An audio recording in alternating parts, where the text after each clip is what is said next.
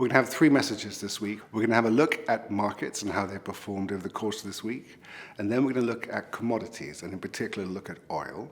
And then we're going to have a review of the US presidential elections. Starting with markets, we've seen a trend over the course of this week for not much volatility at all, existing levels since the end of the previous week.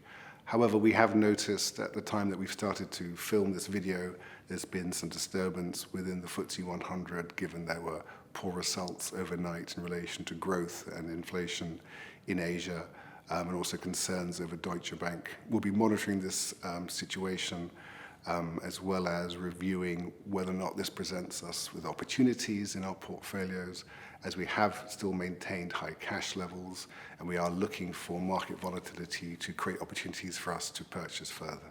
Moving on to commodities. Commodities in a typical balanced portfolio represent 2.5% of the asset allocation. It's been one of the best performing assets in the portfolios. This has been because the oil price has moved from $37 up to about $50 per barrel. Currently is at 48. There's been a new agreement this week out of OPEC that looks to cut production, which should hopefully give a floor to that trading range, which has been between 45 to 50. Whether or not that agreement is sustainable and whether or not it will be implemented effectively is a big question that the market is waiting to find out. And finally, the US elections. We had the first presidential debate this week. Markets believe that Clinton was the winner of that debate. They were very relaxed after her performance and believe that her poll numbers are indicating that she's on course to win in November.